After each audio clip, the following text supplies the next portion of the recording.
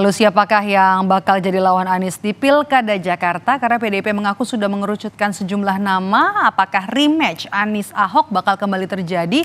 Ataukah ada lawan tanding lain lagi yang kuat bagi Anies Baswedan di Pilkada Jakarta? Kita bahas bersama dengan analis politik dari Universitas Al-Azhar Indonesia. Ada Ujang Komarudin. Kang Ujang, terima kasih sudah meluangkan waktu untuk Rumah Pilkada.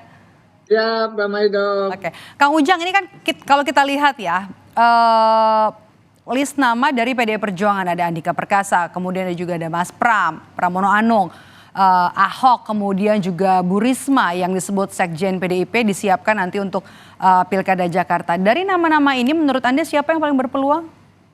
Ya, banyak faktor yang harus dinilai ya. Saya selalu katakan beberapa kali ke teman-teman media termasuk ke Kompas TV, paling tidak ada 3 formula plus 1 gitu. Apa formulanya? Umum saja. Di antara banyak faktor, di antara banyak variabel gitu ya, ada 4 paling tidak. Saya katakan 3 plus 1. Apa ya? Popularitas, elektabilitas, isi tas, dan akseptabilitas. Ini umum. Ini harus dipikirkan oleh PDIP. Siapa yang memiliki popularitas, elektabilitas, isi tas, dan akseptabilitas, dia punya potensi. Tetapi memang dalam konteks misalkan Pak Ahok yang memiliki elektabilitas tinggi, tapi kan ada persoalan masa lalu, ya itu yang juga menjadi minus bagi Pak Ahok. Yang lain misalkan Bu Risma, elektabilitasnya tetap masih kalah juga oleh Pak Anies. Ini apa isi tasnya? Iya, jadi ini kalkulasi-kalkulasi yang tidak mudah, yang tidak sesederhana yang dibayangkan oleh PDIP. Sehingga ya hari ini ya figurnya masih figur umum gitu, belum mengkerucut kepada figur tertentu. Siapa yang berpeluang? Saya sih meyakini semuanya masih berpeluang di PDIP itu. Karena tadi ada faktor, misalkan ada plus minus di antara nama-nama yang tadi disebutkan itu. Jadi saya meyakini semuanya masih dinamis di PDIP itu, kalkulasinya kalkulasi ya rasional, ingin menang berdasarkan ya survei yang objektif. Saya meyakini seperti itu. Jadi semuanya masih berpeluang ya. Kalau melihat dari 3 plus 1 popularitas, elektabilitas, isi tas, dan juga akseptabilitas. Untuk calon nama-nama yang disebut PDIP sudah mengerucut ya. Tapi kalau misalnya kita mengutip nih dari hasil survei Litbang Kompas yang terbaru kemarin, Ahok bisa jadi penantang sepadan buat Anies. Menurut Anda gimana peluang Ahok, Kang Ujang? Ya masih tinggi kan, masih kalah jauh juga. Ahok berapa? 10 ya. Anies berapa? 28, 29 gitu. Itu kan masih jauh juga. Oleh karena itu sebenarnya kalau Ahok dianggap jadi penantang, ya menurut saya Ahok harus lebih kerja keras lagi untuk menaikkan elektabilitasnya. Karena bagaimanapun Terpautnya kalau 9% loh, Kang Ujang 29 dan ya 20%. ya justru itu kan masih tinggi, tapi memang ada ruangnya apa? Kan undecided votersnya, swing voternya masih tinggi. Biasanya kalau pilkadanya masih jauh gitu ya saat ini ketika disurvei maka ya tadi yang belum menentukan itu masih tinggi. Di mana-mana di banyak daerah gitu ya, kalau pilkadanya masih jauh, orang masih banyak yang belum menentukan. Oleh karena itu sebenarnya menjadi peluang juga bagi kandidat lain selain Anies gitu untuk bisa menaikkan elektabilitas. Ya, kan masih ada 4 bulan ke depan menuju pencoblosan. Nah dalam konteks itu sebenarnya ya kalau jauh iya agak sulit, agak berat. Tetapi dalam konteks kampanye hari ini kan kampanye yang terbuka, yang berbasis media sosial ya ada mungkin cara-cara khusus, cara-cara tertentu untuk menaikkan elektabilitas. Tetapi tadi kalau elektabilitasnya masih jauh 9%, misalkan 10%, ya itu agak berat, agak sulit. Kecuali tadi ada cara-cara khusus untuk bisa menaikkan elektabilitas bagi bagi Pak Ahok maupun bagi kandidat lain yang ingin melawan Anies.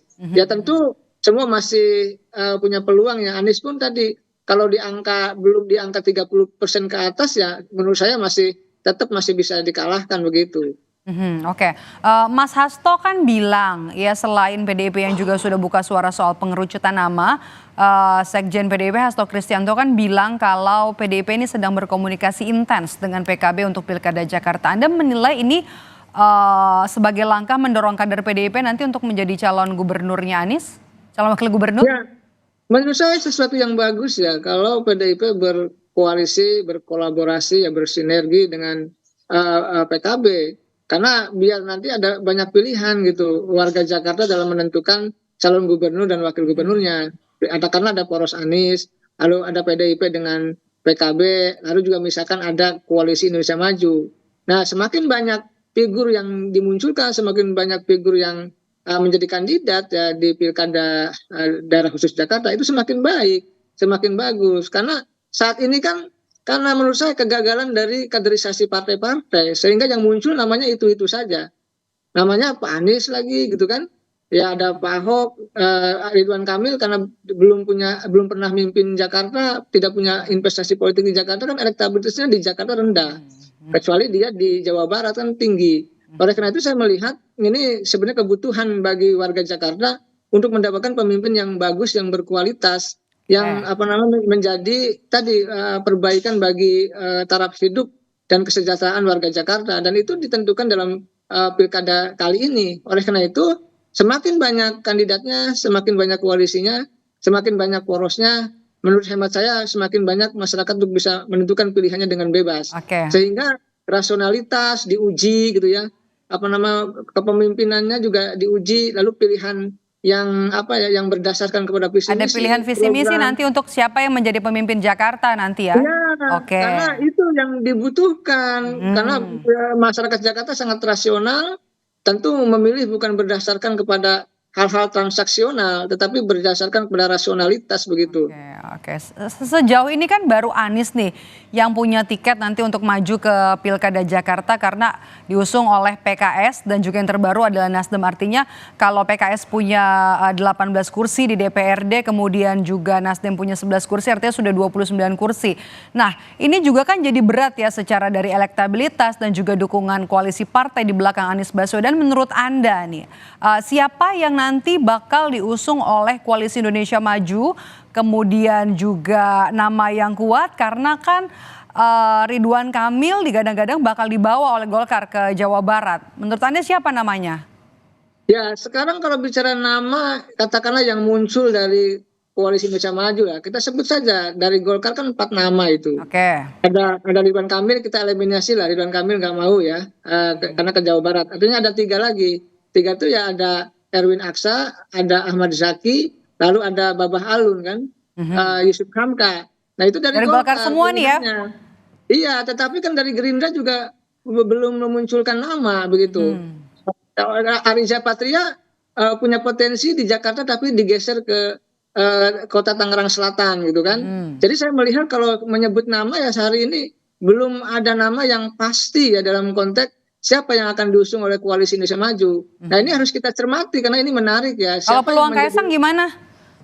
Ya kalau Kaisang saya mengatakan Mbak Maidop ya, kemarin saya dapat kabar dari petinggi Nasdem gitu. Ketika Kaisang bertemu dengan Pak Surya Paloh, izin tidak maju di Jakarta, majunya di Jawa Tengah. Jawa Tengah. Ya, pengetahuan saya karena sangat jelas pernyataan petinggi Nasdem mengatakan ya belum berjodoh di Jakarta. Artinya memang majunya di Jawa Tengah. Tapi saya meyakini juga di Jawa Tengah. Belum berjodohnya kan dengan Nasdem. Kalau dengan Kim? Nah, saya rasa sulit berat ya. Kenapa? Karena kalau misalkan didukung oleh Kim, ya itu apa? Ya elektabilitas dari Kaisang pun 1%. 33% juga menolak tuh kan pencalonan dari Kaisang hasil Litbang Kompas itu. Jadi saya melihat agak sulit, agak berat memaksakan gitu ya Kaisang untuk menjadi calon gubernur maupun kalau Kaisang berat, kemudian juga Ridwan Kamil dibawa ke Jawa Barat, terus namanya siapa dong? Kira-kira ya tentu dari Kim? Sekarang lagi dicari kan dengan berbasis pada scientific method ya atau scientific approach, artinya pendekatan-pendekatan survei yang objektif yang mereka pasti punya survei internal mereka. Siapa kira-kira yang punya potensi untuk bisa melawan Anies? Tetapi kalau kalkulasi per hari ini gitu tentu Anies masih leading karena kan di bawahnya Pak Ahok, lalu ada Pak Ridwan Kamil dan lain-lain. Oleh karena itu tentu kita melihat pergerakan ke depan ya, masih ada waktu ya 3 bulan. Tapi tinggal 1 bulan lagi pendaftaran ya? Ya 1 bulan itu pendaftaran, tapi dalam konteks kemenangan itu masih 3-4 bulan.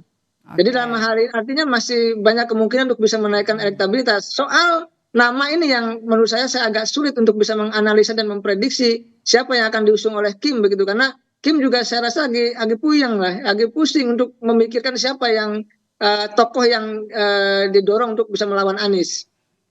Termasuk juga 2 nama yang beberapa pekan lalu ini muncul, Yusuf Hamka, Kaisang? Atau Kaisang Yusuf Hamka? Harus kita uji juga tadi kan. Kalau semua partai pasti ingin menang. Kalkulasi menang itu tadi ukurannya 4 hal. kita baca, kita nilai misalkan Pak Yusuf Hamka ya, Babah Alun. Pasangan Ka'bah ya. Ya, popularitas oke ya. Tiap-tiap yang tidak kenal Babah Alun. Lalu isi tas luar biasa gitu ya. Katakanlah penguasa jalan tol gitu kan. Lalu akseptabilitas penerimaan warga Jakarta saya rasa menerima. Tetapi kekurangannya kan elektabilitas. Elektabilitasnya belum tahu karena belum disurvei, belum. Kalau elektabilitasnya jelek apa? Mesin partai harus kerja berarti. Nah, kerja keras. ini harus kerja keras di situ sebenarnya yang harus dilihat karena elektabilitas itu berbanding dengan kemenangan gitu loh. Walaupun memang banyak faktor untuk bisa melihat kemenangan, tapi paling tidak 4 hal tadi Babah Alun punya 3, tapi 1 yang belum elektabilitas. Nah itu tugas Partai Golkar, katakan tugas Koalisi Indonesia Maju, ketika ingin mendorong Babah Alun dengan Kaesang ya harus menaikkan elektabilitas. Kalau enggak ya bunuh diri begitu. Jadi itu ya yang Anda baca kalau misalnya memang 1 nama ini tadi 3 plus 1 yang Anda sebut soal elektabilitas dan kerja keras dari ekstra keras bahkan. Karena ya, kalau kita lihat kan dari hasil survei Litbang Kompas kan Kaesang elektabilitasnya baru 1%. Ya sangat ekstra keras ya, ibaratnya mission impossible ya, sesuatu yang impossible, oke. Iya, tapi dalam politik ya selalu mungkin, tapi kan ada kalkulasi-kalkulasi yang rasional. Ada bacaan-bacaan yang bisa dikalkulasi dalam politik itu, walaupun memang politik bukan matematik, bukan angka pasti, tetapi kan bisa diukur. Kemenangan itu bisa diukur, bisa diprediksi. Gitu loh. Sama ketika kita menyaksikan di Pilpres yang lalu kan, siapa yang memiliki elektabilitas yang tinggi ya punya potensi kuat menang. Nah, sama di Pilkada pun sama, termasuk di daerah khusus Jakarta. Siapa yang memiliki elektabilitas tinggi ya punya potensi menangnya juga tinggi begitu. Oke, sisa sebulan lagi menurut Anda bakalan lebih cair lagi nggak sih Kim untuk memunculkan nama yang kuat nanti untuk menjadi penantang Anies? Pasti ya, karena tadi pilihannya tidak mungkin Kim berdiam diri. Karena pasti ingin membendung Anies Baswedan, maka harus dicari figur yang cocok, yang pas, yang kuat, tadi yang memiliki sumber daya banyak, termasuk tadi 4 faktor tadi, untuk bisa melawan Anies Baswedan. Karena ukurannya harus rasional, kalkulasinya harus matang, dan harus berbasis pada akal sehat.